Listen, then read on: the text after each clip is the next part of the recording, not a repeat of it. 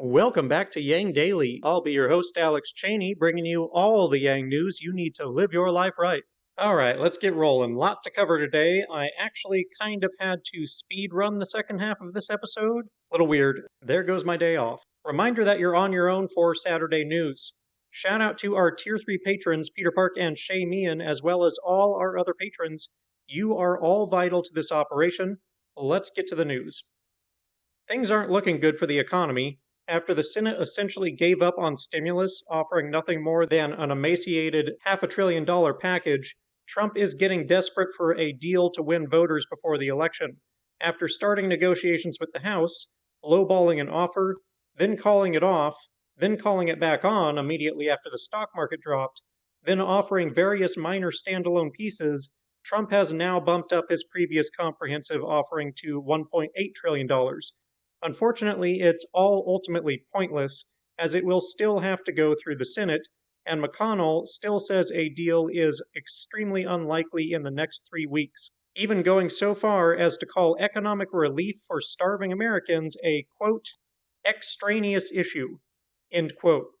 He considers packing the Supreme Court to be the only priority. Two sources close to Senate leadership said Trump is desperate and has zero leverage to push them to support a bill. In short, we're screwed. While many have the perception that the coronavirus is dying down, the reality is that deaths and infections worldwide have been steadily rising the whole time, and a new surge appears to be hitting many countries in Europe as well as possibly the US. New cases reported across the US are now double what they were in June. We're logging an average of more than 45,000 new infections per day, and it's trending upward. Meanwhile, Pelosi is pursuing a 25th Amendment commission to assess the president's mental and physical capacity to hold office, due to the medication he is taking for his coronavirus infection being a strong steroid that is known to impair judgment and even cause mania. Not exactly what you want in charge of the nuclear football. Many doctors have spoken out in favor of Pence being put in charge for the time being, and Trump has been exhibiting what many consider erratic behavior, even for him. However, it is virtually assured nothing will come of the move, as it would require the Senate, Pence, and other cabinet members to agree to it. Waymo, Google's self-driving vehicle division, announced that they are expanding access to their fully driverless taxi service in Phoenix, Arizona, beyond the current exclusive set of early adopter riders. They plan for the entire fleet in Phoenix to be driverless and accessible to anyone soon. Waymo uses a local solution, mapping an area extensively and using GPS and LiDAR to navigate it. At the same time, Tesla is saying that their alternative approach of using camera vision and advanced AI neural networks to allow their cars to travel anywhere is making strides.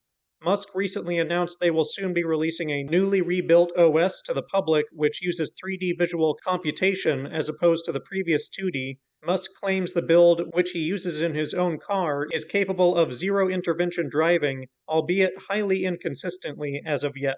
Either of these solutions could soon scale up to replace most taxi, rideshare, and material transport and delivery services, imperiling many millions of jobs, as Yang has warned for years.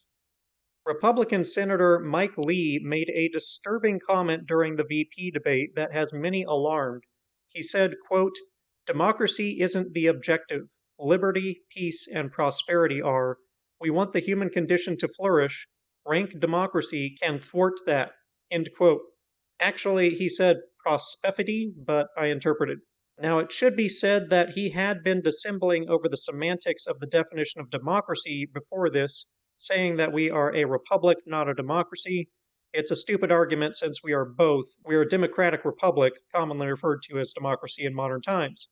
The generous interpretation would be that he was saying a democratic republic is better than a pure democracy where everything would be voted on directly by the people instead of by elected representatives.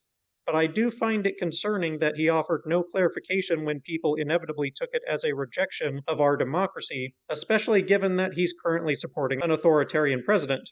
At some point in the transition from democracy to dictatorship, leaders do start coming out and openly denouncing democracy itself. It also echoes a quote from David Frum in his 2018 article on how the Republican Party needs to reform itself away from Trumpism, lest it feel trapped in supporting Trump over democracy. quote, "If conservatives become convinced that they cannot win democratically, they will not abandon conservatism, they will reject democracy," end quote. Though the colloquial conservatism of the modern GOP is entirely divorced from the meaning of the word. Similarly concerning was an interview on Fox Business Thursday where Trump called for every presidential nominee from his opposing political party since 2008, Obama, Biden, and Hillary, to all be charged with crimes relating to 1,000 pages of unverified documents, suggesting Hillary personally tried to stir up a scandal against Trump by tying him to Putin and Russians' hacking of the DNC, and that Obama was aware of her actions. The documents were rejected by both Democrats and Republicans on the Senate Intelligence Committee as Russian disinformation, but that has not impeded Trump, who said, quote, "Unless Bill Barr indicts these people for crimes, the greatest political crime in history of our country, then we're going to get little satisfaction, and that includes Obama, and that includes Biden," end quote. He went on to subtly threaten Barr, echoing his words from before turning on previous Attorney General Jeff Sessions in saying, quote, "Bill Barr is going to go down as either the greatest attorney general in history of the country or he's going to go down as a very sad situation," end quote. Remember how Yang said he would not pursue charges against Trump if he became president because arresting and jailing political rivals is a bad precedent?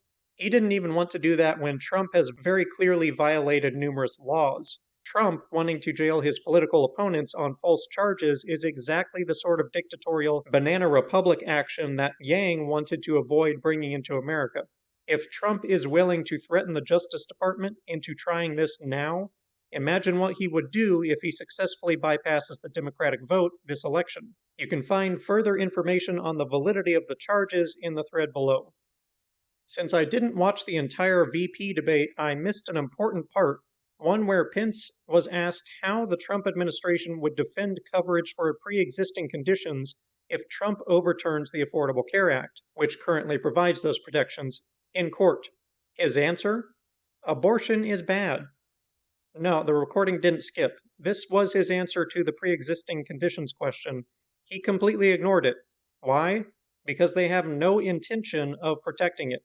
Just like Pence had no answer for where the health care plan they promised in 2016 is. Doesn't exist. After the dodge into abortion, he took the liberty of pressing Kamala on whether they will pack the court. The framing requires some clarification because, of course, packing the court with ideological bias is what the GOP is currently desperately trying to do. What Pence is talking about is passing a bill increasing the number of justices so that Dems can appoint new ones. And why would that be bad again? If Barrett gets appointed, which is almost certain, the court will be heinously unbalanced 6-3 in favor of Republican ideology.